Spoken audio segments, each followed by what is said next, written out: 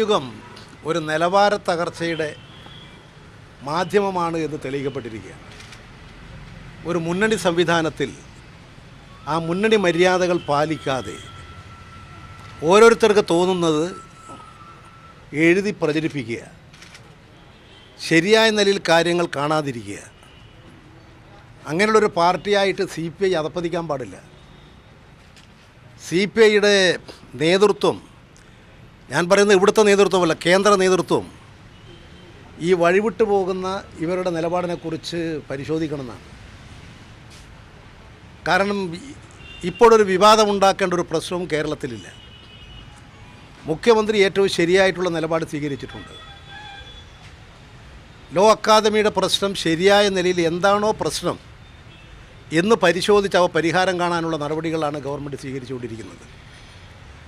അതിനെ എവിടെയോ ചിലത് ചീഞ്ഞ് നാറുന്നുണ്ട്. ചില സങ്കുചിത താല്പര്യങ്ങൾ വെച്ചുകൊണ്ട് കേരള ഗവൺമെൻറ്റിനെ അപകീർത്തിപ്പെടുത്താനുള്ള ഇടതുപക്ഷ വിരുദ്ധരുടെ കയ്യിലെ പാവയായി തീർന്നിരിക്കുകയാണ് ജനയുഗം. വലിയ ബുദ്ധിമാന്മാരാണെന്നാണ് CPIക്കാരുടെ വെപ്പ്. അവർ ചെയ്തുകൊണ്ടിരിക്കുന്ന കാര്യം തീർച്ചയായും കേരളത്തിലെ ജനങ്ങൾ തള്ളിക്കളയും, ജനങ്ങൾ അവരുടെ നിലപാടിനെ പരിഹസിക്കും എന്നാണ് ആ വാർത്തകൾ വായിച്ചപ്പോഴും മാധ്യമങ്ങളിൽ വന്നപ്പോഴും എനിക്ക് തോന്നിയിട്ടുള്ളത്. ഇത് ഇത്തരത്തിലുള്ള ഒരു മുന്നണിയിലൊരു തകർച്ചയിലേക്ക് എത്താനുള്ള സാധ്യതയുണ്ടോ ഈ ഒരു സമരം?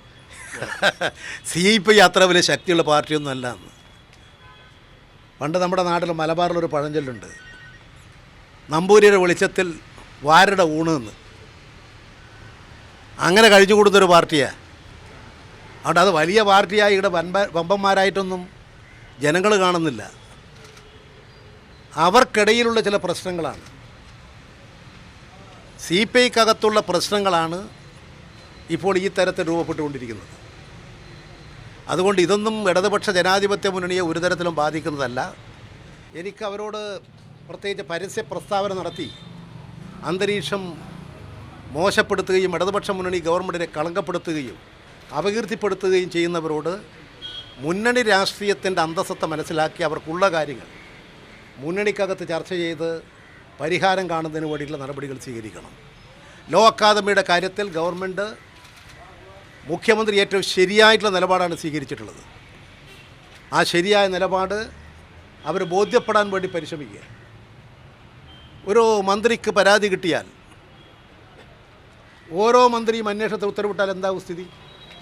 ഇപ്പോൾ ലോ അക്കാദമിയുടെ കാര്യമാണെങ്കിൽ നിയമവകുപ്പുണ്ട്, വിദ്യാഭ്യാസ വകുപ്പുണ്ട്, റവന്യൂ വകുപ്പുണ്ട്, നമ്മുടെ തദ്ദേശ സ്വയംഭരണ വകുപ്പുണ്ട്. ഒട്ടനവധി വകുപ്പുകളുമായി ബന്ധപ്പെട്ടിട്ടുള്ളതാണ് അവിടുത്തെ എല്ലാ മിക്ക വിഷയങ്ങളും. ഓരോ മന്ത്രി ഉത്തരവിടലാണോ? ഓരോ മന്ത്രിക്കും കിട്ടുന്ന പരാതി വെച്ചുകൊണ്ട് ഓരോ മന്ത്രി ഉത്തരവിടാൻ തുടങ്ങിയാൽ എവിടെ എത്തും?